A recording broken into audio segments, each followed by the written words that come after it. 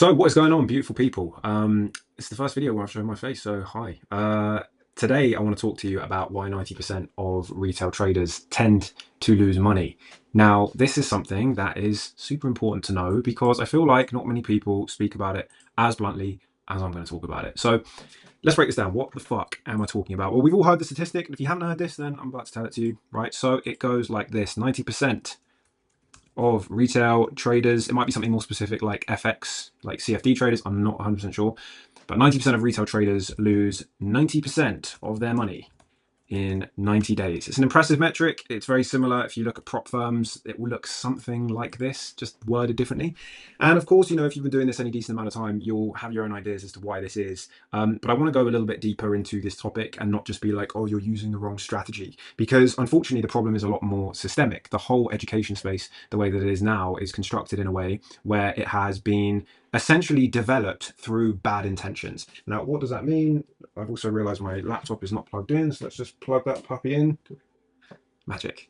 Right, so what do I mean? How does this work? Well, first of all, we need to really understand what people's incentives are when we are looking at trading, because the way that the education space has developed is it started off, I don't know the exact dates and all that sort of stuff, but back in the day, as trading became more and more available, it was started off at least as the brokers, which I will just represent with BR because I can't be able to typing it out. Brokers would be the ones who would start basically releasing information on trading, because as trading became more and more available, obviously brokers' entire business model is built off people trading through them. And so as retail trading, everyday people, in other words, learning to trade, it made sense that the brokers were the ones pushing a lot of that narrative. Now, why is this important? Well, because what happened over time is we have to understand what the brokers' incentives are. Now, this is really going to be the topic of this video in general, not just brokers, but what we're going to look at is we're going to look at the people that have been pushing narratives, the people that are in charge or responsible for the information in the FX space or in trading in general, but it's especially unhealthy in FX. And look at how they have basically created this world where most people fail, and very, very quickly, 90 days. If you stretch it out to a year, it's like, they've probably refunded it and lost it 3 or 4 times. Maybe that's been you, maybe it hasn't. So let's start off incentives. Why is this important to understand? Well, because everybody has an incentive. And if your incentives are misaligned with somebody that is trying to help you, then you have no idea. In fact, you're probably lining yourself up to get hit with the wrong information. Because, for example, with the broker, let's look at what their incentives are and we'll work backwards. So the first thing is that you're incentivized to trade a lot of volume. So basically use a lot of leverage, be in and out, be in trades frequently, and all this sort of stuff. And we'll circle back to the downstream effects of all of these intentions in a minute. So trade a lot of volume. The next one is going to be ideally lose. Now, to be clear, most brokers these days, regulated brokers, they make money whether you win or lose, right? So it's not like they are, out to completely fuck you over. But one side is more complicated for them versus the other. And the side that is more complicated for them is the side where they are replicating winning traders rather than losing traders. So in other words, ideally, they want losing customers. Now, of course, for regulation reasons and whatnot, they can't just have losing customers because obviously their business would fall apart. But obviously regulation wouldn't allow that. The whole idea of regulation is that it is at least in some way fair, which is great that we have that. So ideally losing customers. Now, if they win, and this isn't really an incentive, if they win, they make money, but it's more complex. So this idea of the last 2 points is known as A, B, booking. You've got the A book and you've got the B book. These are just industry terms for how these brokers basically make money off their winners, how they make money off their losers as well. So why is this important? Why am I even bringing this up? How is this relevant to you? Maybe you think, oh, okay, cool, like I know this or whatever.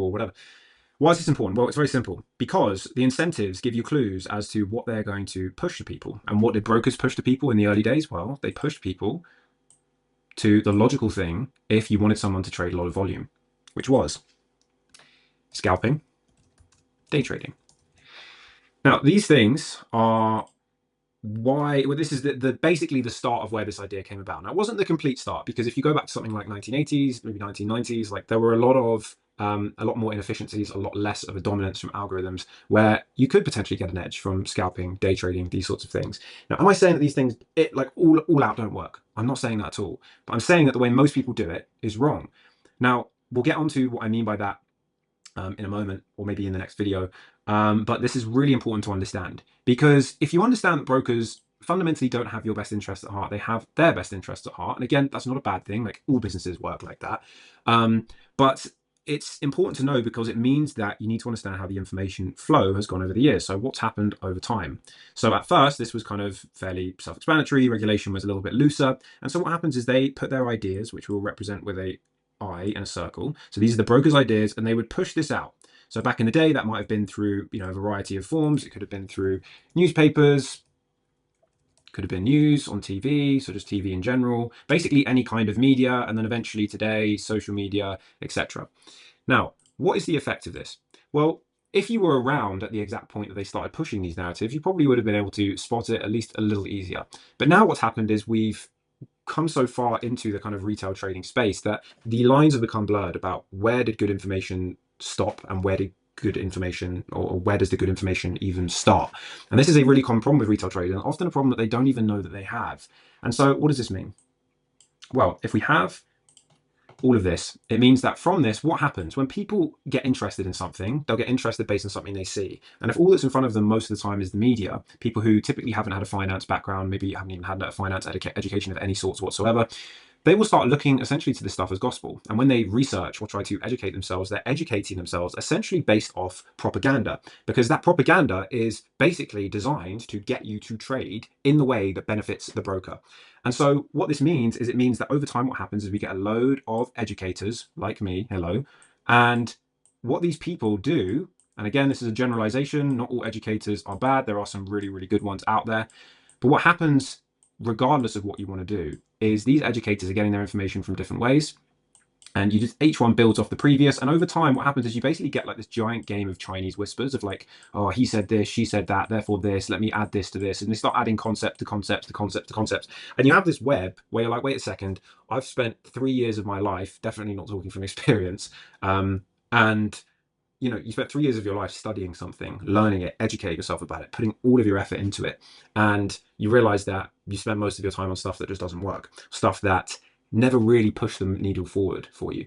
Now, back in 2018, this was the situation that I was in. I started to trade when it was 2017, 2018, around then. And that's what I did. I spent all my time just learning, reading books, investing in courses, coaching, all this sort of stuff from people who I assumed had what I wanted because it sounded all new and exciting and all this sort of stuff. The problem is that it took me a very long time to realize that finding good information is really the most important place to start, rather than let me find the information that's going to make me money, because they are actually different. And so what we really get, as I said, is this massive game of Chinese whispers where every single participant has their own motivations, and they each have their own reference points about what they believe is truth and what they believe is false. And that's a real issue, because then it's like, okay, well, how do you know what's good and what's bad? So this is how the broker incentive structure pretty much works. Now, there are two other incentive structures that I want to go through as well. So the next category are going to be educators. So I've kind of already touched on this in a way. So the first thing to say about educators is, I think for the most part, I think that educators have a lot better intentions. That, of course, that's not all of them, like obviously, but I think they have a lot better intentions than I think brokers do in general. And the reason for that is because if you are running a good business, right, which educators are doing, right, any good business knows that the best way to make money long term is to get your customers results. If all your customers lose money, you're in a bit of a tricky business model. And by the way, if you think about this statistic in relationship to brokers, this is also one of the reasons why the marketing budget of brokers is so high. Why? Think about it. If 90% of your customers are losing 90% of their money in 90 days, doesn't bode well for like a long-term business strategy, does it? And so what do you have to do? All of the money you make, you have to pump it back into ads or whatever the hell it is, content, whatever, and then pump it all the way back in. And so that is essentially where a large part of your profit margin is going, because you're constantly having to find new customers, which is arguably the hardest part of business for anyone out there in business. Anyway, so I think for the most part, educators have a much better incentive structure. And I think that just by looking for people who value student results, and building like actual track records, I think that's a really, like for the students, I think that's probably the biggest thing to look for. But incentives, what other incentives do they have? This isn't always good. Basically, the bad incentive. So the bad one equals broker affiliated. Now, this is a broad statement. Back in the day, I used to have like a kind of broker, affiliate link in my description, but like I never promoted it. It was just like, this is the one I use. I don't do that anymore at all. But yeah, this is going to be similar because look, if you're aligned with the broker and you're affiliated with the broker, chances are you're incentivized by volume.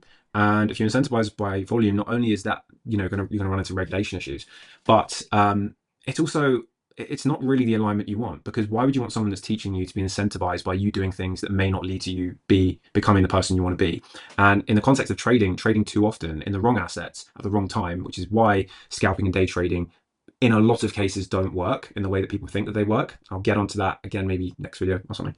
That's going to be a huge issue. And so it's something to really, really keep in mind. And obviously, as I said, the other issue with educators is the Chinese whispers effect. Okay, and you'll see this all the time. Like, how many times have you seen some new rebranded technical analysis system like, oh, it's the 338Y method, or like, oh, it's this method? It's like, dude, it's the same shit repackaged up. And you're either doing a trend following system, you're either doing a fucking range bound system, you're either doing some sort of bit in the middle or grid system, whatever, hedging, whatever. At the end of the day, it's a technical system, right? And that's not to say that you can't have nuance and you can't have those more advanced technical systems that do take advantage of something real, but most people don't understand this foundational stuff. And as you'll see, again, I think in probably next video, I will explain exactly why that is in a little bit more detail. But first of all, I want to break down the other participant in this web, which is the media. So if you think about from a macro perspective, these are going to be people who are reading like, The Economist magazine online, or maybe watching Bloomberg News, or watching this, or watching just regular news, or BBC in the UK, or Sky, whatever.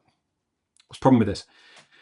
Their incentive is to get attention, keep attention, monetize attention. Why is this important? Because when they are saying, oh my God, massive recession around the corner, or they're saying, oh God, GBP USD is going up recently, amazing, or this stock has gone up, 50% or whatever, it's packaged in a way that kind of fucks you on 2 points. The first one is that it's backwards looking. So it's looking at stuff that's already happened. And second of all, it's packaged in a way that's sensationalized. It's like, oh my God, this is like the big thing, or this is crazy, this is amazing. That is not that helpful. Okay, I mean, kind of sounds obvious when you say it, I know. So backwards looking and also sensationalized. So these three things over time, what happens is that we took an actual subject, which is trading, and then over time, due to different participants, each with their own incentives, we had the brokers, eventually we had the educators, but I'll put them all at the same kind of vertical level. And then we have the media, and all of these, working essentially indirectly working together. And what happens is you have basically like times 100 to the power of like 100. Anyone who knows anything about maths knows that that's an absolutely massive number. But you basically have this amount of content constantly compounding, more and more and more coming out every single, every week, every month or whatever. And you spread that over years. And what happens is just the amount of bullshit out there and the amount of truth out there just becomes exponentially larger. And so it becomes harder and more of a job and a responsibility of a retail trader looking to learn to differentiate between, okay, is this information that I'm learning, is it good or is it bad? And unfortunately, for a lot of people, it's really difficult to tell the difference. And for the most part, it's not actually your fault. So you might be thinking, okay, cool, great, I get it. But then how does this actually get me any closer to understanding what's good information versus what's bad information? And that is what we're going to discuss in the next video, somewhere around here, depending on when you're watching this. I'll see you there. Take care.